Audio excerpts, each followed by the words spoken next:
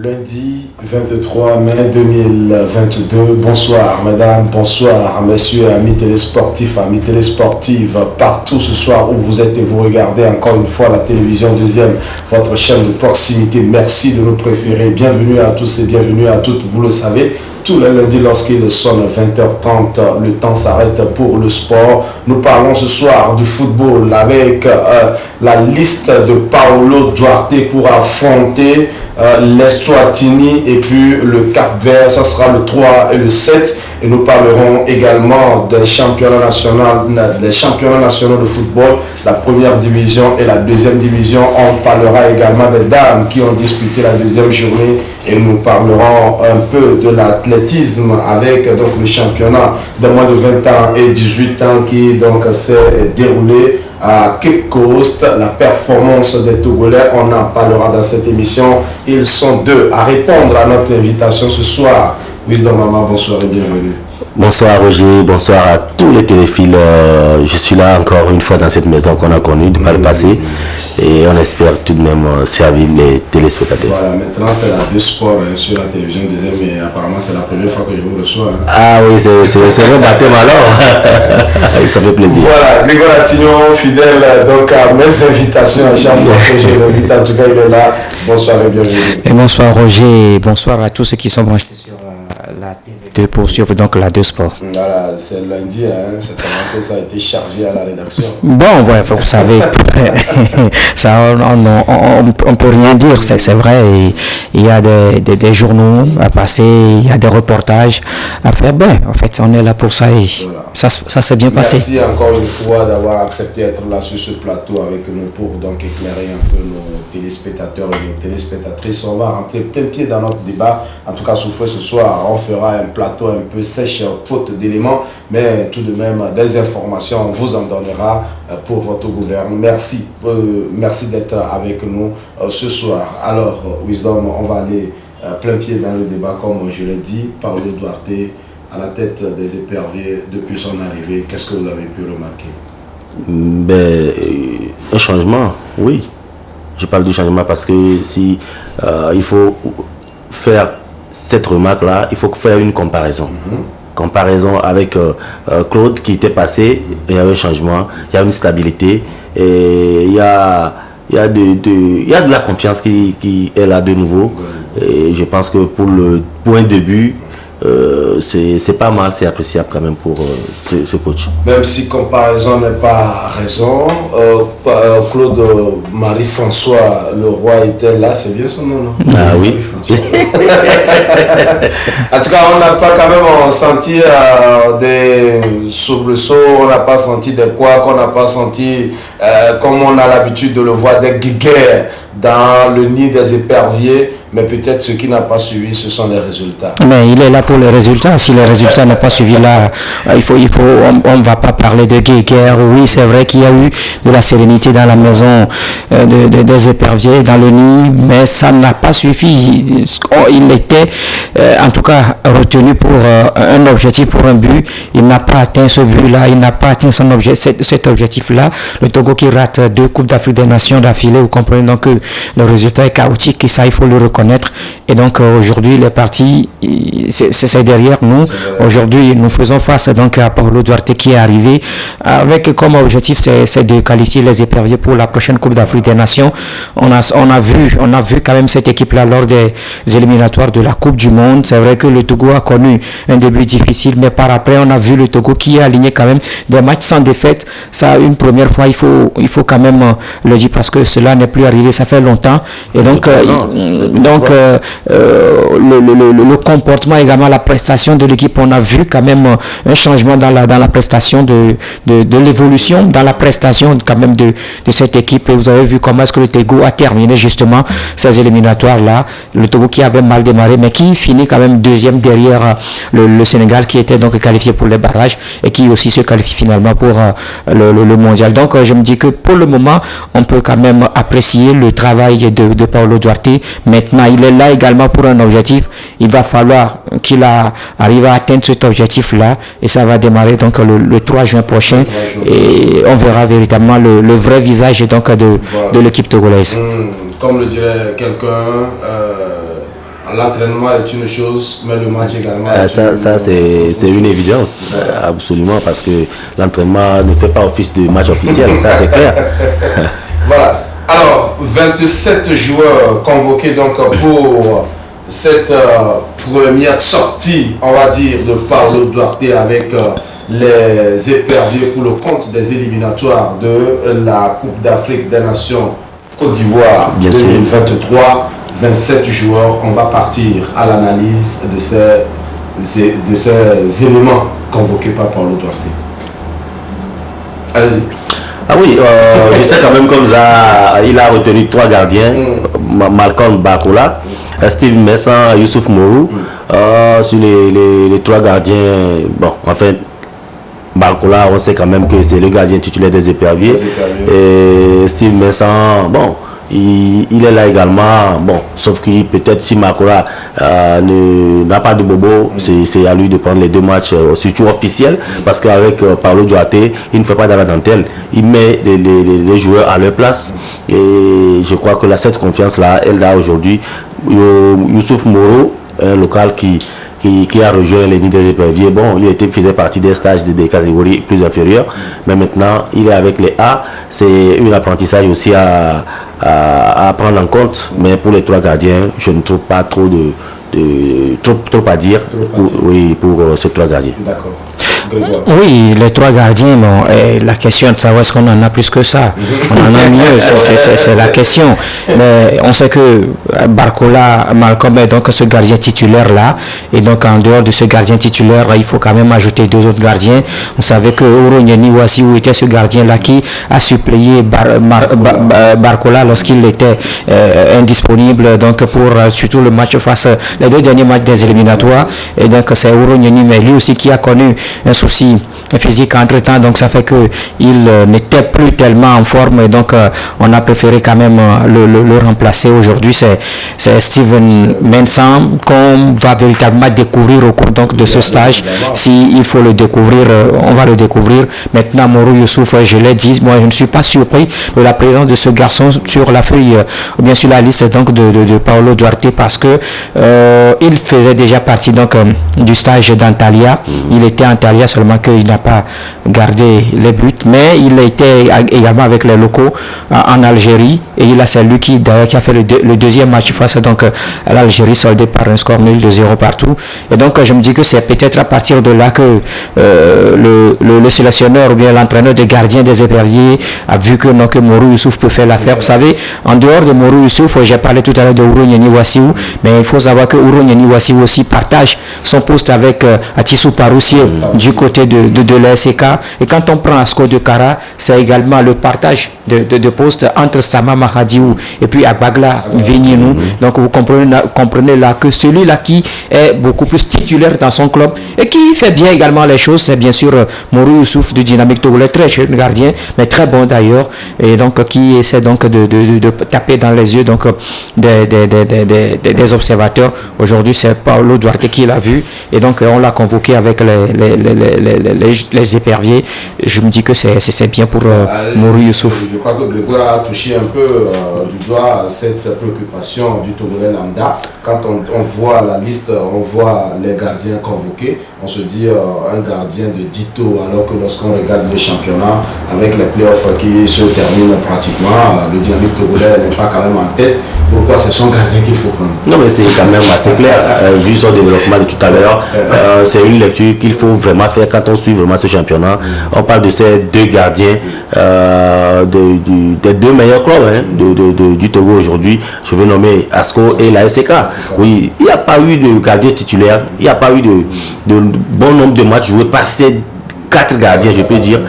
Aujourd'hui, on parle d'un gardien plus concerné, plus titulaire, et qui fait de bonnes choses. Un gardien qui a fait plus de matchs. Ah oui, il a fait plus de matchs, ça c'est assez clair. Donc je crois que ça lui va de droit. Alors Grégoire, on va aller avec les défenseurs. Nous avons Djen Dakonam, Emmanuel Akman, Frédéric Ananou, Kennedy Boateng, Clousse Albozo, Loïc Bessile, Steven Nador, Youssif Ouaté, Nadir Aïva.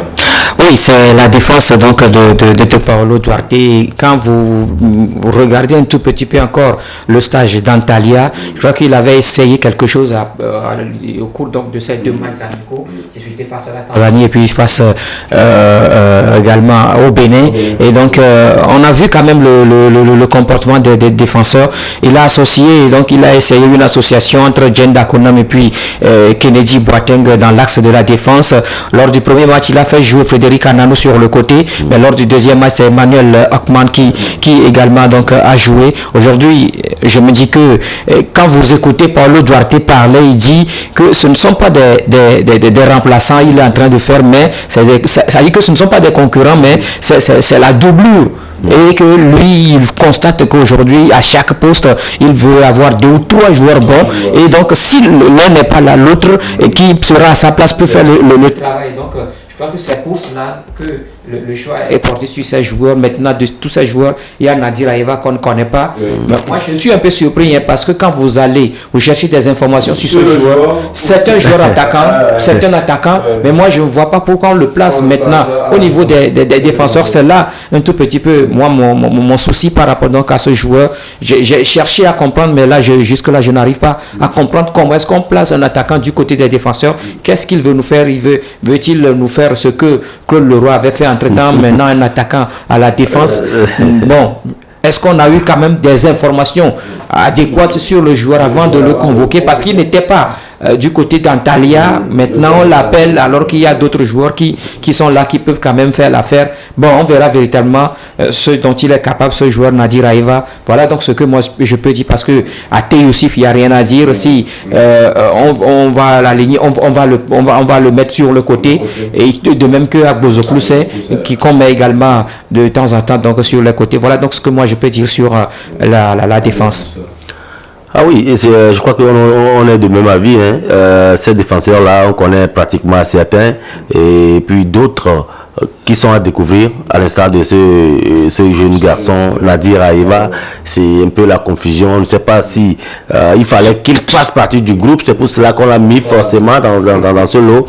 Mais ça reste encore à l'entraîneur de... Peut-être qu'il est venu pour prendre le pouls un peu. Non mais jusque-là, je ne suis pas contre. Il y a des stages pour ça. Je ne suis pas contre. Si on le mettait au niveau donc des attaquants, je comprendrais. Mais quand on en viendra là, puisque avec déjà 7 attaquants. Oui, mais là, est-ce que c'est pourquoi il faut faire joueur? Parce que le joueur, quand vous allez chercher des informations, vous dites qu'il soit c'est un attaquant ou bien c'est un joueur qui évolue sur le côté, c'est-à-dire que milieu droit ou milieu gauche. Donc ce qui veut dire que il n'est pas défenseur. Donc là, on ne va pas le forcer à mettre en défense. Mais vous jouez l'attaque. Comment il ne va pas jouer? Il est venu. Bon, c'est ce que pourquoi il y a des stages.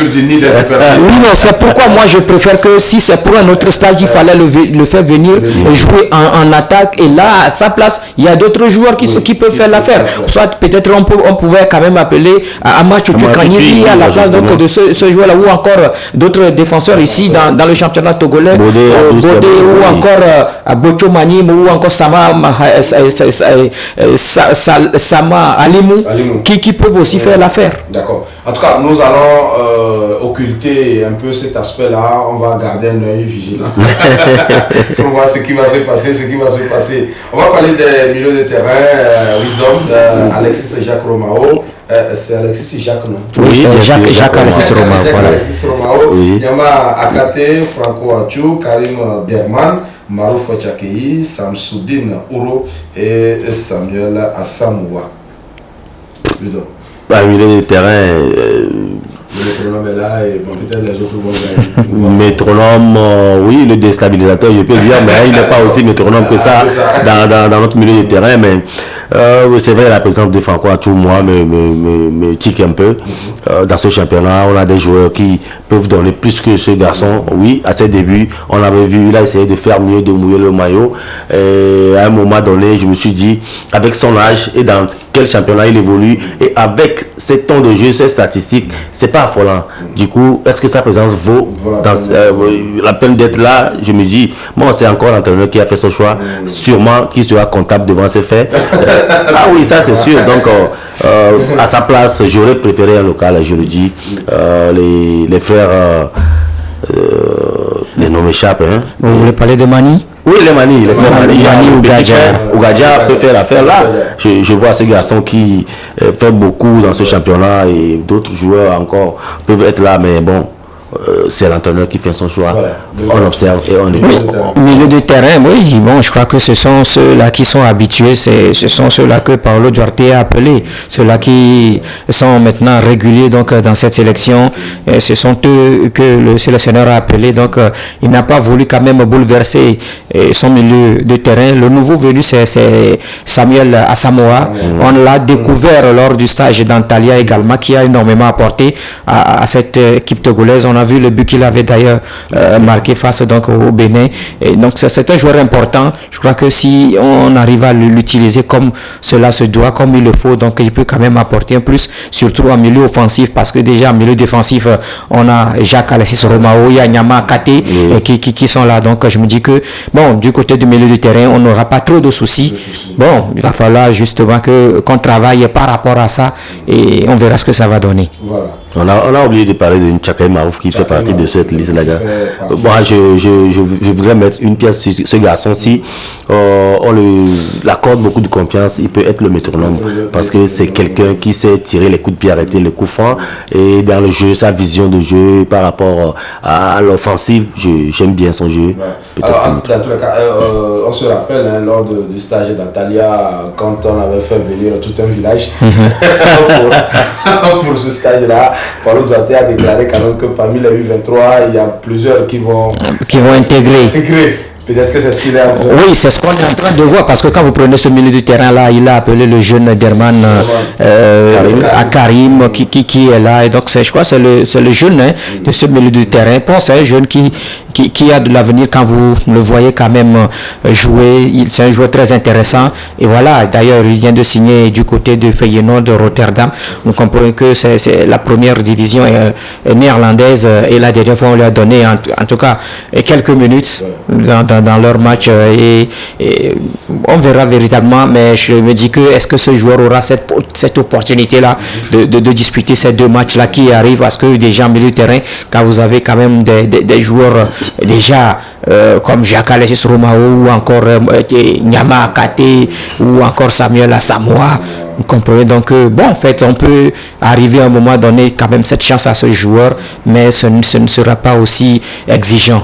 Voilà. Peut-être que on va quand même souffler sur ça un peu en attendant, c'est les Swatini. Donc, bon, non, mais si le score est fleuve avant les 90 minutes, pourquoi ne pas faire rentrer ce jeune garçon et prendre la température du stade de Kégué? C'est aussi important. Swatini, bon, on peut quand même s'amuser un peu. Attention, il n'y a plus de petite équipe. On va parler maintenant des avant-centres. On a David Hélène, Kevin Denke, Kodio Laba, Eloge Plaka Fessou, Richard Nan, et puis Serge Noadji, Clié Thibault, Fleu d'Haïti. Mais c'est une attaque auquel on est habitué. David Hélène, on l'a déjà vu une ou deux fois déjà avec ses éperviers. Denke, c'est le dynamiteur. Là-bas, c'est l'attaquant qui fait tout ce qu'il faut pour satisfaire le public. Moi, j'ai vu en ce garçon beaucoup d'abnégation et de volonté à prouver quelque chose. Plaka, c'est le joueur soft qui essaie de prouver qu'il reste toujours le Plaka Fessou. Et là, Richard Nan, c'est ce garçon qu'on a apprécié ici et qu'on continue pas à apprécier sur le continent, un peu nonchalant mais avec le ballon très très très intéressant. Il nous a dit un jeune garçon également qu'on aura à découvrir. Thibault, un garçon également qu'on a connu par le passé ici, qui évolue désormais du côté, je crois, de Bordeaux. Oui.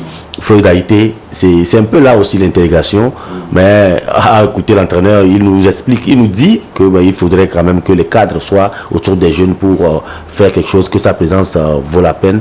Du coup, comme je le dis, il est comptable, mais seulement l'attaque là, ça peut toutefois donner le résultat au bout des deux matchs. D'accord. Oui, il parlait de l'attaque et moi je voudrais parler tout d'abord du retour en sélection de Floyd Ama Haïti. On savait c'est un joueur qui depuis un certain temps ne joue plus comme avant et on dirait qu'il joue frais en main, c'est-à-dire qu'il ne se donne plus comme il avait l'habitude ou bien il a l'habitude de le faire en club, mais en sélection on ne voit pas ce Floyd Haïti là. Maintenant il est de retour en sélection. Vous savez que depuis que Paulo Duarte est arrivé, il a tenté plusieurs fois de de l'appeler, mais à chaque fois le joueur décline l'invitation. Et donc le coach a dit qu'il ne va plus l'appeler, mais si Floyd lui-même pense qu'il a quand même besoin de Paolo Duarte, ou bien s'il veut revenir en sélection, s'il appelle Paolo, en tout cas ils vont discuter. C'est ce que l'entraîneur a essayé d'expliquer la dernière fois lors de la conférence de presse, et comme quoi c'est lui-même qui a finalement appelé pour dire qu'il est maintenant prêt pour venir en sélection. Bon, il va revenir, on verra ce dont il est capable, mais je me dis qu'avec cette sélection que nous avons aujourd'hui, s'il ne se comporte pas bien, je ne pense pas qu'on va encore l'appeler, parce qu'avec Paolo Duarte,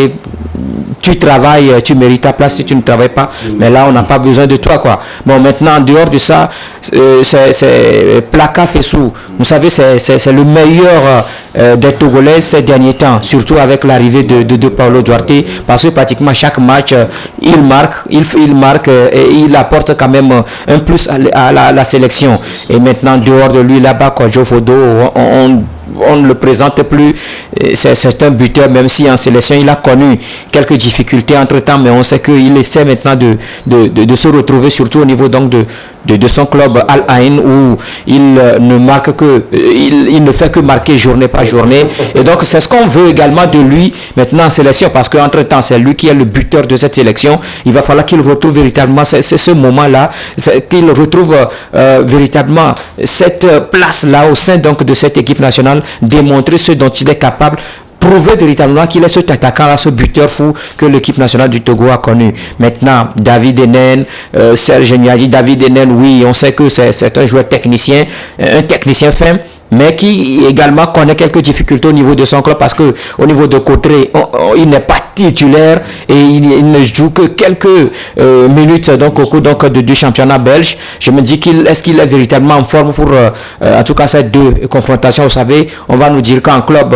la prestation en club n'est pas la même chose qu'en sélection. Bon, on verra ce que ça va donner, mais je crois que c'est un élément sûr de Paolo Duarte. C'est pourquoi il est là. Kevin Denke, celui-là qu'on avait entre-temps surnommé le Joker, mais qui depuis l'arrivée de Paolo Duarte est devenu titulaire au sein de cette équipe, parce que là on ne fait plus de lui le Joker, mais il démarre certains matchs et quand il rentre également on voit ce qu'il fait. Maintenant Nan Richard, je ne sais pas s'il aura cette opportunité, parce que en sélection, que ce soit Nan Richard, Ouro Agoro Ismaël ou encore Tchakei Marouf, ce n'est pas on ne les sent pas véritablement s'imposer donc au sein de cette sélection, alors que c'est des joueurs qui avaient fait parler de lors du dernier championnat d'Afrique des Nations et qui méritent amplement donc cette sélection. Aujourd'hui ils sont en sélection, il va falloir qu'ils le démontrent et qu'ils gagnent véritablement la confiance du sélectionneur, afin qu'ils gagnent également la place sur le terrain. Lorsque nous parlons quand même de la sélection, il faut voir derrière les clubs de ces joueurs-là, leur temps de jeu, leur performance, même si on dit que c'est les meilleurs qu'on amène, et parfois quand on regarde les clubs, on se dit, bon, le niveau de ces championnats-là... Est-ce que forcément c'est les meilleurs qu'on convoque ici en Afrique, spécialement au Togo? Non, je ne dirais pas que c'est aussi ça. Quand on parle d'une équipe de France, on peut dire oui, c'est à un niveau où le professionnalisme est à un niveau pas possible. On convoque des joueurs qui ont vraiment des temps de jeu, qui sont titulaires, qui font plus de matchs. Ici, on peut convoquer un joueur parce qu'il fut un cadre, ou il est un cadre, ou encore il gère bien les vestiaires. C'est aussi ça, mais c'est quand même un certain nombre de joueurs sur lesquels on peut compter et tirer les 11 entrants, ou sinon les 16 joueurs à jouer pour ces matchs. Donc bon, c'est pas forcément les meilleurs qui sont là, mais bon, on fait avec, c'est la réalité ici. En tout cas, ça sera le premier match contre les Swatini. Paolo Duarte en a appelé donc au public. En tout cas, c'est une bonne nouvelle. Le Togo va jouer sur sa pelouse, le stade de Kéké. Oui, c'est la décision de la Confédération africaine de football, parce qu'il y a eu inspection et donc qui a véritablement fait le tour, visiter donc le stade, voir si les dispositions ont été prises, les recommandations faites, est-ce que ces recommandations-là ont été prises en compte. par l'État togolais et la Fédération togolaise de football. Je crois que cela a été fait et aujourd'hui on donne le quitus donc au Togo d'abriter donc ces matchs à domicile à Kégué. Et donc je crois que c'est déjà un atout parce que dans cette poule, que ce soit le Burkina, le Cap-Vert ou encore les Swatini, aucune de ces équipes-là ne va recevoir à domicile.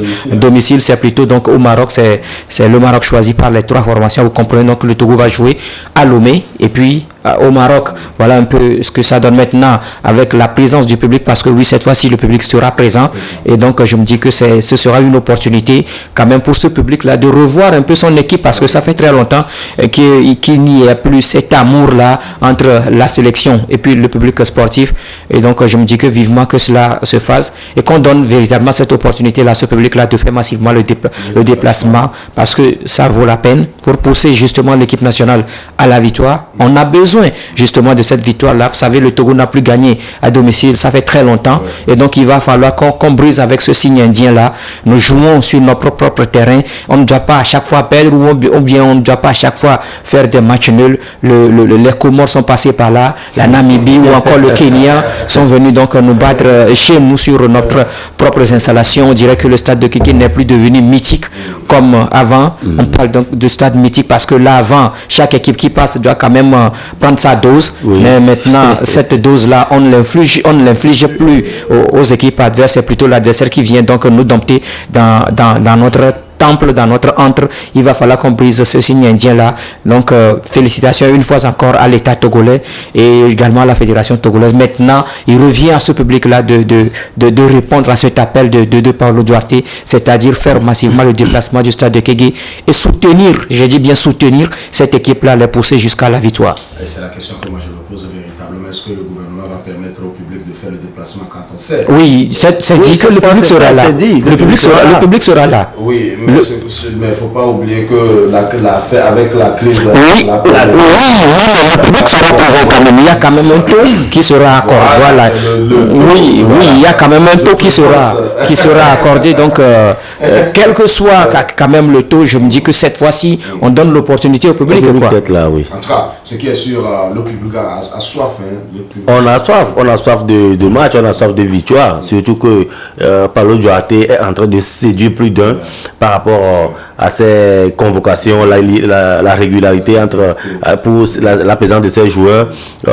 Ces discours, même quand vous l'écoutez, ça nous rassure. Et comme Grégoire l'a bien dit, vivement que le public sorte et venir apprécier ce qui sera fait le 3 juin prochain, parce que c'est une chance. Les matchs se jouent sur terrain neutre. Ici, notre terrain est bien homologué et c'est un joyau de nos jours. Stade de Kégué, il faut venir apprécier et voir des nouveaux joueurs, parce qu'aujourd'hui, quand on parlait de la sélection, en fait, avant, on pouvait faire les 11 entrants. Aujourd'hui, on n'est plus capable. On est plus capable de le faire, mais venir découvrir, connaître les joueurs et savoir peut-être miser un peu sur les noms. Peut-être que Grégoire peut nous faire le 11 entrants tout de suite. 11 entrants. Oui, mais je sais que Barcola Malcolm sera dans les buts, et que devant on va retrouver Jenda Konam et puis Kennedy Boateng. Et sur le côté, je vois Frédéric Ananou et puis Ate Youssif. En milieu du terrain, Jacques Alessis Romao, Nyama Kate, Samuel Asamoah. Moi, je préfère Tchakei Marouf. Non, mais Tchakei Marouf n'est pas dans le même registre que Nyama Kate. Nyama Kate, c'est un milieu récupérateur. Et Tchakei Marouf, c'est un milieu offensif. Oui, donc là, automatiquement, il faut comprendre qu'il y aura quand même... je sais que Paulo Duarte va jouer à 4-3-3. 4-3-3, donc en milieu de terrain, Jacques Alessis Romao, Nyama Kate et puis Samuel Asamoah. Et devant, on aura Laba Fodo et Plaka et puis David Enen. Bon, c'est ce que moi j'ai vu. Moi, je préfère Denke à la place de Enen. Enen peut rentrer après, si les choses vont montrer. En tout cas, comme je l'ai dit, c'est l'Eswatini. Même si on me met moi-même, je vais jouer. Attention, il n'y a plus de petites équipes. C'est l'entraînement, il fait. Il a reconnu que l'entraînement ne peut pas. Il n'y a plus de petites équipes, attention, oui. En tout cas, ça sera donc le 3, cher public togolais. Après tout, nous préparons-nous à soutenir les éperviers. Cette ambiance-là, on l'a plus retrouvée quand on parle du match des éperviers. Toute la semaine, les sifflets, on sent que l'ambiance dans les rues. Là, vous allez à la station à Balepédo, un peu partout. Ah, mais ça doit commencer dès maintenant. On ne va pas attendre le 3 juin pour quand même commencer la mobilisation. La mobilisation doit commencer dès maintenant. Il va falloir que la fédération, l'État togolais le fasse. Parce que là, on sait que... C'est-à-dire qu'il faut dire que c'est un renouveau. Voilà. C'est un renouveau. Donc, il faut quand même inciter la population, bien le public sportif, à faire le déplacement. Mais comment est-ce que inciter? Ça passe forcément par la mobilisation. En principe, dans cette émission, il va falloir... On devait organiser une mobilisation. Une mobilisation autour donc, des éperviers. Il faut quand même des affiches. Des affiches partout dans la ville de Lomé, même à l'intérieur du pays. Il va falloir que le ministère y pense. Il va falloir que la fédération y pense. Parce que inciter la population à faire le déplacement. Mais jusqu'au jour d'aujourd'hui, nous sommes à 2 semaines de cette rencontre, mais on dirait qu'on ne sent même pas ça. On dirait qu'on n'est pas chaud pour ces matchs-là. Alors que ailleurs, vous voyez un peu la mobilisation qui se fait quand il s'agit du match au Sénégal ou encore au Cameroun ou en Côte d'Ivoire. Mais ici, j'ai l'impression qu'on dort un tout petit peu. En tout cas, ça va venir, on espère véritablement les groupes organisés comme on les voyait. C'est l'occasion pour nous de saluer une maman de l'autre côté de la station d'Agbalépé, de maman Adé, qui ne rate jamais cette émission, est toujours fidèle à cette émission. En tout cas, merci à tous les fans du foot de l'autre côté de la station d'Agbalépé. Ils sont pleins, ils sont nombreux là-bas. Merci de nous suivre. Merci de nous suivre, merci de nous suivre.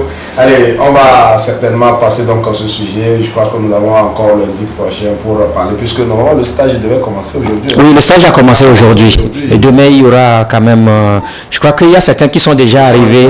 Et donc, en principe, le premier regroupement, c'est cet après-midi. Mais je crois que déjà à partir de demain, ils seront donc en regroupement. Donc, on fera un effort donc, pour balader notre caméra, histoire de prendre les images pour vous présenter donc, la forme de ces éperviers-là. Parfois même, il y a de ces séances d'entraînement qui sont ouvertes. Oui. Après le huis clos, il faut permettre quand même au public de venir regarder un peu. Le huis clos, c'était avant. En fait, l'avant-goût. Ouais, voilà. Non, maintenant, il n'y a plus tellement de huis clos. Sinon, le huis clos, c'était avant. Il faut un avant-goût quand même. Le public doit aller venir regarder. Même les journalistes et les caméras, comme vous l'avez dit tout à l'heure, doivent être là et porter l'information tout simplement. Voilà, merci beaucoup. Donc, on reviendra sur ce sujet-là.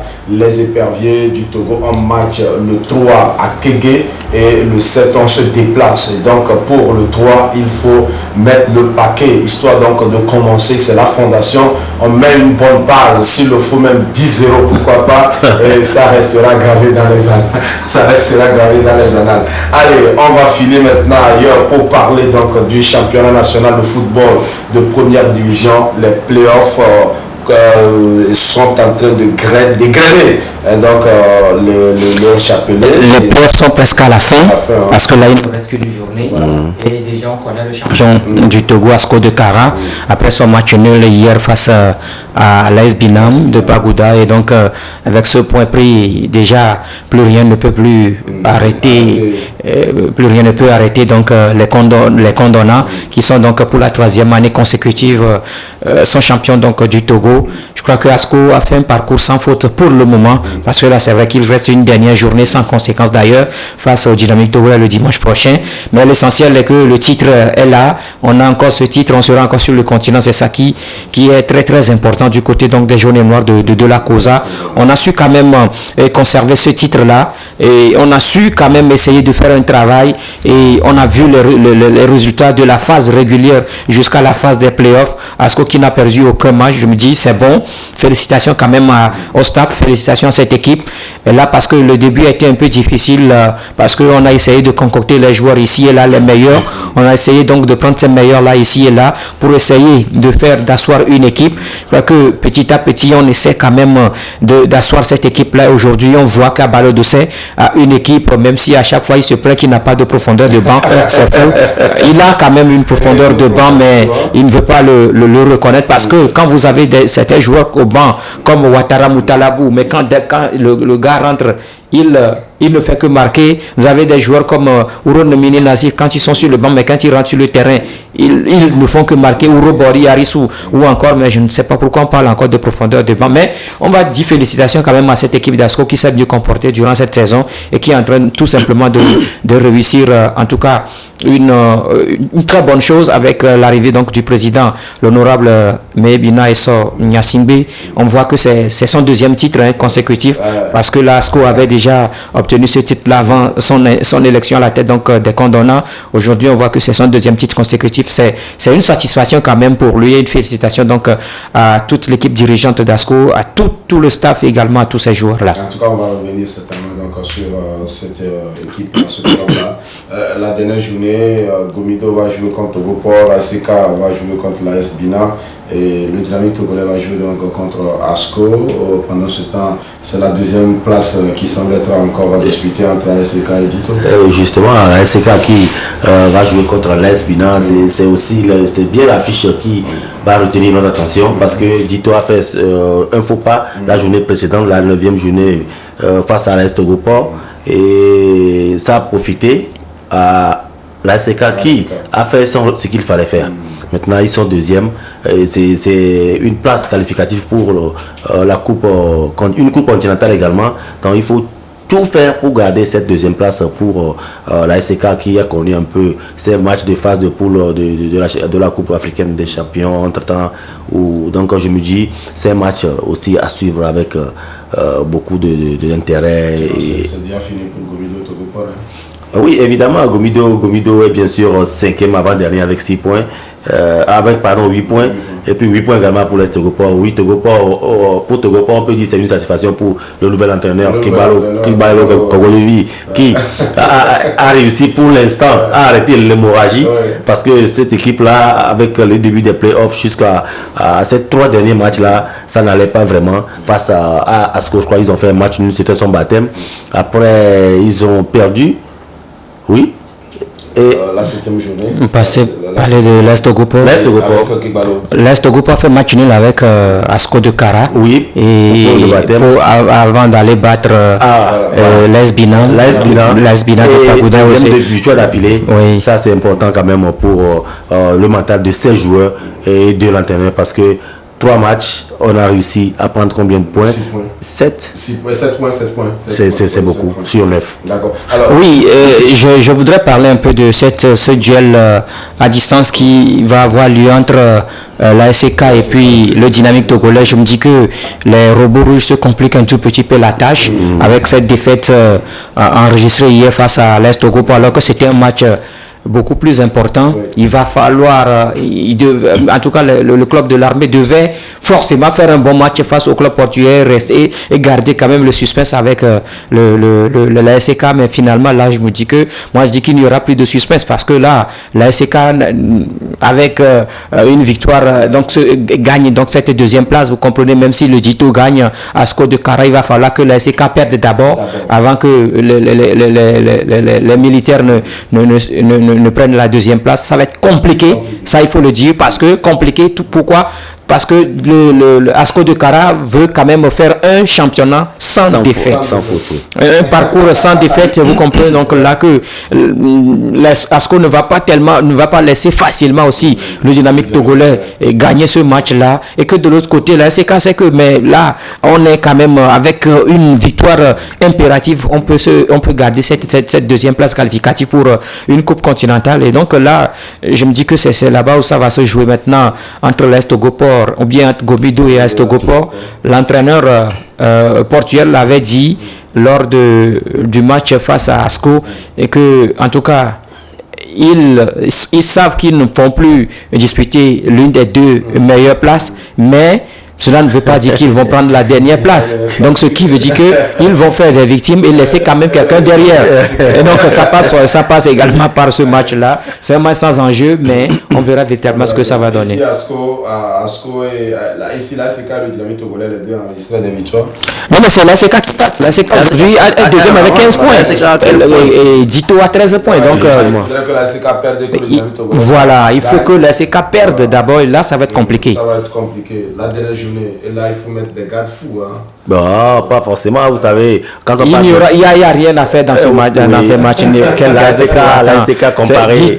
C'est Dito qui a laissé passer sa chance. Et donc, vous savez, la 9e journée, Dito a joué avec beaucoup de suffisance. Après leur victoire face à l'ASK, ils se sont vus tout beau. Tout beau. J'ai vu un des membres de Dynamique Togolais le soir du match. Je lui ai posé la question, vous n'êtes pas au terrain? Il dit non, c'est gagné d'avance. C'est gagné d'avance. C'est ce qu'il m'a dit. J'ai dit en tout cas, à la fin de la journée, je l'ai appelé. Il n'a pas su décrocher parce que c'était vraiment pas possible. Hein, 2-0.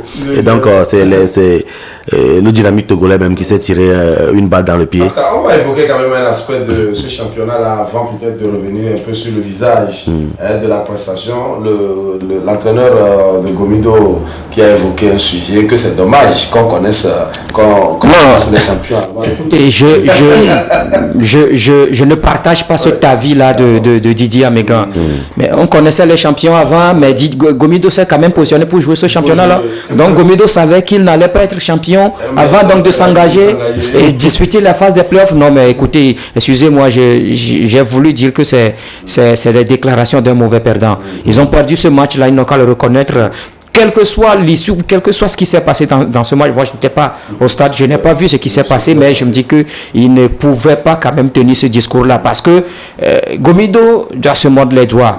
Parce que quand vous prenez les matchs, je le dis et je le répète, la meilleure équipe dans cette phase des playoffs, c'est Gomido de Palimé. Dans tous les compartiments, Gomido est bien présent. Mais seulement, il y a un souci que cette équipe a, c'est le problème de finition. On crée des occasions, on domine l'adversaire, on fait tout dans un match, mais on n'arrive pas à marquer. Mais tant que vous ne marquez pas et que l'adversaire trouve quand même des opportunités, l'adversaire va vous gagner. Et c'est ce qui arrive à Gomido de Palimé. La dernière fois face à Asco de Kara, Gomido pouvait quand même remporter ce match-là et personne ne crierait scandale. Même chose au match aller. Également ici à Lomé, la dernière fois face à Dito de Lomé, ils ont raté pas mal d'occasions. Donc je me dis que aujourd'hui, c'est pas celui que Amégan Didier accuse, c'est la fédération, parce que là c'est la fédération qui organise le championnat. Est-ce que c'est la fédération qui a déjà désigné les champions? Oui, c'est vrai. En tout temps, on parle des champions fabriqués. Si c'est ça aussi, ce n'est pas bien. Mais moi, je me dis que pour le compte de ce championnat, Dito avait l'opportunité quand même de garder cette deuxième place là. Mais comment ça s'est passé que Dito fasse match nul avec l'AS Bina? Comment ça s'est fait que Gomido perde, plutôt Dito perde devant l'AS Togoport de Lomé? Aujourd'hui, Gomido, c'est le début qui a tué Gomido. Parce que ces deux premiers matchs, Gomido a perdu ces deux premiers matchs et aujourd'hui, on est en train de voir les résultats. Donc, je me dis que c'est un peu là. Et on va pas s'en prendre à qui que ce soit, mais le résultat est déjà là. Moi je pense, vous savez, moi j'ai dit la dernière fois dans un studio que Gomido n'a pas assez de moyens ou n'a pas une très bonne politique pour conserver ses joueurs, parce que quand on voit Gomido, vous allez voir les meilleurs joueurs ne font qu'une année et partent. Oui. Aujourd'hui, quand on voit les meilleurs buteurs de ce championnat qui ont évolué la saison dernière à Gomido sont ailleurs. Mais pourquoi ne pas conserver ces joueurs? C'est par faute de moyens ou non? Moi, c'est ma question. Si aujourd'hui on pense qu'un club est bien nanti financièrement et c'est fabriqué, ou on pense qu'un club débourse a une bonne politique pour garder ses joueurs sur 2 années ou 3 ans, et on pense que c'est fabriqué, c'est gagné d'avance, je suis désolé, mais c'est quand même pas un discours à tenir pour un technicien comme Didier Amégan, qu'on apprécie beaucoup. D'accord. On reviendra sur ce sujet-là avec d'autres acteurs, pourquoi pas d'autres interviews également par rapport à cet aspect de notre championnat, de nos championnats. Ça fait jaser dans les coulisses. On est en train de fabriquer des champions. C'est selon lui. Et on vous interdit de parler. On vous interdit de parler. Personne ne lui a interdit de parler. La preuve, on lui a tendu le micro. On lui a tendu le micro. Il était débordé. Même on lui a posé la question par rapport à l'équipe de l'ASK. Il s'est tué pendant un moment avant donc de répondre. C'est une bonne équipe. Et voilà donc ce qu'on peut dire par rapport à cette compétition à ce championnat, la première division. La dernière journée, ça va se disputer entre Gomido Togopor, ASK Asbina et Dito. Est-ce que ce sera mercredi? Non, c'est dimanche. C'est le 29, oui. Le 29, mais le 29 là, ça va être saturé ça. Parce que le 29, le monde va trembler. Ah bon? Il y a quoi le 29? Ah non, c'est le 28. Ah, c'est le 28. C'est le 28, la finale de la Champions League. C'est le 28. Je pensais à la fête des mères. Non. Je sais qu'il y a les amoureux du football sont en train d'attendre une date. Vraiment. Vous savez, cette affiche-là, on va en parler après, juste que... Alors, on peut parler de la deuxième division? Oui, la deuxième division dispute sa 5e journée de la dernière journée de la phase aller des playoffs le mercredi, avec de belles affiches, hein, surtout ce fumant Tambo Espoir FC du Zio, les deux premiers donc qui s'affrontent à Palimé. Un gros match d'ailleurs, parce que là, vous savez que Espoir est en tête avec 9 points, et derrière c'est Tambo de Dacha qui a 7 points. Donc c'est une finale, hein, avant la lettre qui va se jouer entre ces deux formations, parce que là, vous comprenez donc que Espoir va chercher à garder quand même sa première place, et ça passe forcément par une bonne prestation. En cas de match nul, Espoir garde sa première place, et que si Tambo veut véritablement ravir cette première place là au club du Zio, il va falloir donc forcément gagner. En tout cas, ce sont deux grandes équipes qui vont s'affronter, parce que là, pour le moment, ce sont les deux qui quand même font de bonnes choses dans ce championnat-là, du moins pour la phase des playoffs. Maintenant, derrière, il y a l'Étoile filante qui se déplace à Sokodé face à Doumbé de Mango. L'Étoile filante qui déçoit, c'est la déception, hein, pour le compte de cette manche allée de ce championnat, de cette playoff-là, parce que on a fait la phase régulière tambour battant en fanfare, où on a pratiquement marché sur tout le monde, mais finalement, la phase la plus décisive, la phase la plus importante, on aborde cette phase-là avec beaucoup plus de difficultés. Une première rencontre, une victoire face à Fouadan de Dapaon, ensuite 2 défaites face à Espoir et puis face à Tambo, et un match nul face au dernier donc de la maison Koroki BTT de Chamba. Donc là, il faut comprendre qu'il y a un souci au niveau donc du club du quartier commercial, les Bleus donc de la capitale, qui doivent véritablement se ressaisir. Je crois que les dirigeants doivent rapidement revoir un tout petit peu les choses, parce que là, quand vous confiez quand même une tâche à un entraîneur, laissez l'entraîneur faire son travail. Laissez l'entraîneur faire son travail. Quand vous voulez quand même vous impliquer dans le choix, dans les décisions de l'entraîneur, vous n'allez pas avoir du résultat. Partout où ça se fait, ça veut dire que c'est ce qui se passe. Vous avez confié une mission à un entraîneur. L'entraîneur comptable de ces résultats. Mais à la fin, si vous n'êtes pas satisfait de ces résultats, vous le limogez.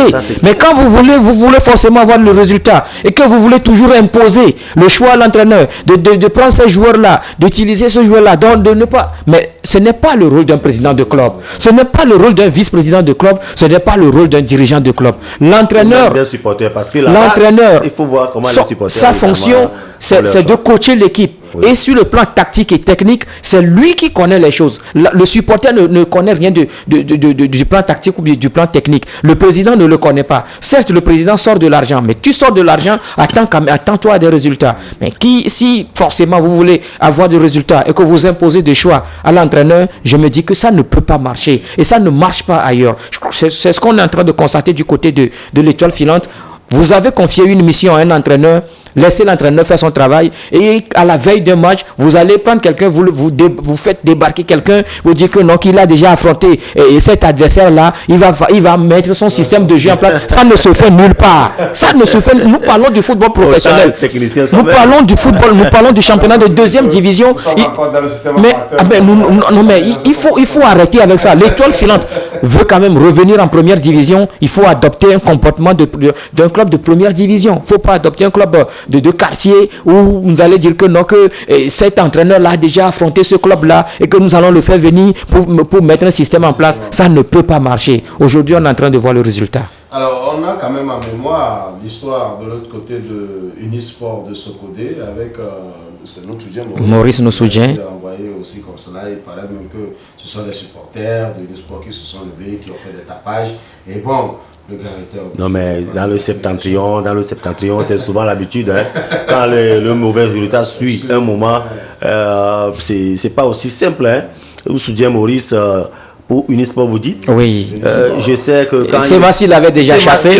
C'était la police qui l'avait aidé à partir. Voilà. Donc, et cette fois-ci, c'est Unisport aussi qui le chasse. C'est quand même triste pour nos entraîneurs et nos supporters également.